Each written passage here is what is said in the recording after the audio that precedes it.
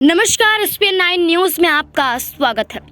Samajwadi party ने जहां 80 लोकसभा सीटों को लेकर बंटवारा कर लिया, सीट शेयरिंग कर ली और जिसमें समाजवादी पार्टी 63 सीटें अपने पास रखती हुई नजर आई, तो वहीं 17 सीटें कांग्रेस पार्टी को दिया। गठबंधन में लोकसभा का चुनाव उत्तर प्रदेश में समाजवादी पार्टी लड़ती हुई नजर आएगी। ऐसे में समाजवादी पार्टी ने 2 लिस्ट उम्मीदवारों की जारी कर दी, जिसमें लगभग 33 नामों को शामिल किया गया।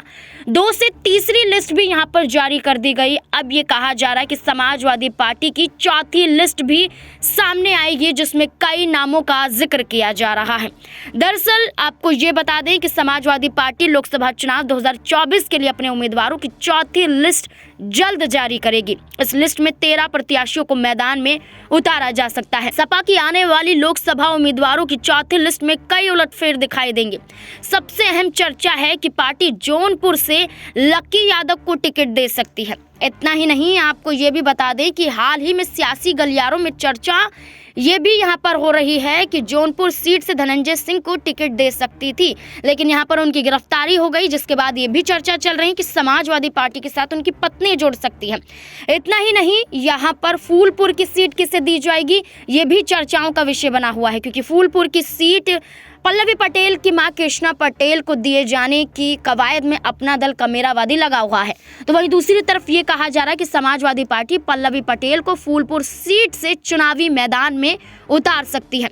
वहीं पार्टी उन्हें मिर्जापुर से भी टिकट का ऑफर दे सकती है। मिर्जापुर वही सीट है जो अपना दल सोनेलाल प्रमुख अनुप्रिया पटेल की संसदीय सीट मानी जाती है। अनुप्रिया पटेल मिर्जापुर से सांसद है और हो सकता है कि समाजवादी पार्टी उन्हें मिर्जापुर से भी सीट दे दे। इसके अलावा यहाँ पर कई और नामों की चर्चा होती हुई नजर आ रही है। नामों की चर्चा है कि धर्मेंद्र यादव को संभल से उतारा जा सकता है। वहीं ये भी चर्चा है कि जियाउल रहमान जो शफीकुर रहमान के पोते हैं, उन्हें भी संभल सीट से उतारा जा सकता है। इतना ही नहीं, इसी के अलावा ये भी देखा जा रहा है कि पल्लवी पटेल के अलावा अब यहाँ पर चंद्रशेखर आजाद को भी समाजवादी पार्टी साधने की कोशिश करेगी। अब यही देखना होगा कि इन तमाम सीटों को लेकर जो चर्चा चल रही है, जिसमें यह भी कहा जा रहा है कि आजम खान की बहू शिद्रा को भी चुनावी मैदान में उतारा जा सकता है और आजमगढ़ की सीट भी दी जा सकती है। अब यही देखना होगा कि चौथी लिस्ट में क्या चौंकाने वाले नाम सामने आते हैं।